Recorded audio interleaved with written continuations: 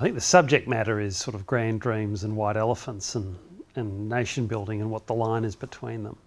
But it started from sort of a sense of absurdity, and we tried to layer it with little office absurdities, and realising that there's absurdities at a national level and a micro level, and so we've tried to keep little moments and huge moments at the same time.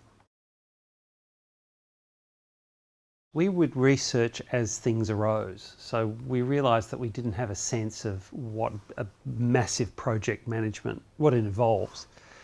So you're generally only 2 phone calls away from someone who knows.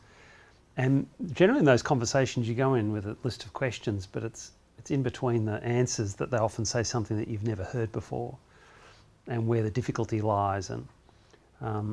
But there was no need to research public announcements. I think that's the attraction of big visionary projects.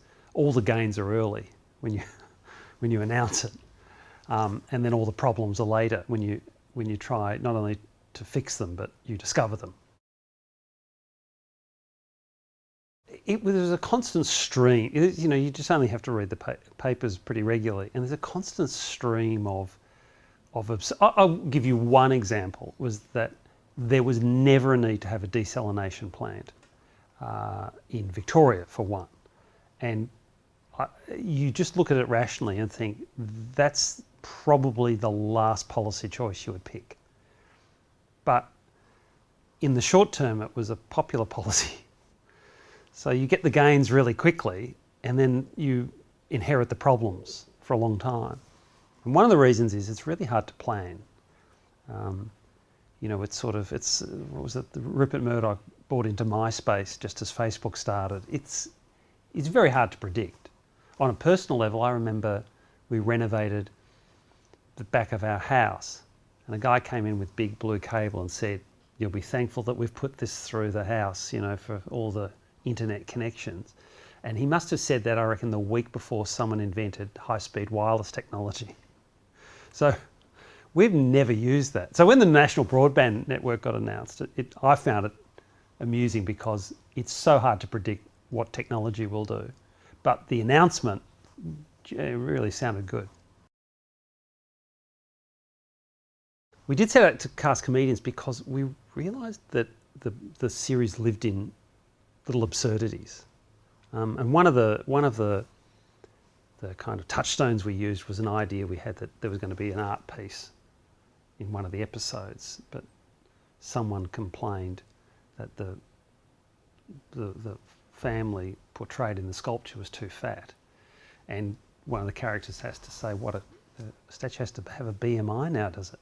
And in a way, it does. And so that kind of confusion and absurdity is kind of probably the long suit of comedians. So in some cases, we didn't really know some of the people we were targeting, but Luke McGregor, who was kind of everyone we spoke to said, "Oh, you've got to use him one day."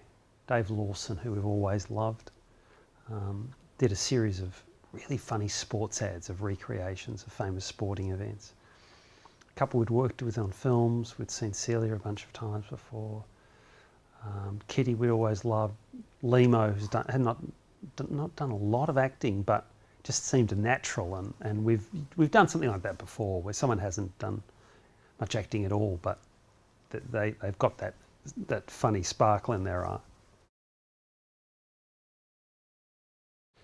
I think there's a lot of this type of person that, against their better judgment, gets encouraged to take up a position that's going to, seriously, this time it's different. You're going to have full power, mark my words, and then the political system makes his life hell, his or her life hell. I find people in these positions get false assurances. So you can trust me on this one. We're going to be hands off. Seriously, if you don't come back to us with a report in 5 years, we'll be happy. And then 1 week in, someone comes in and goes, "It's not working," and they change all the rules on you. And it's the half-life of a political promise is getting shorter. We've just recently, it feels like people used to wait a year before they broke a major political promise, but now it's 6 months.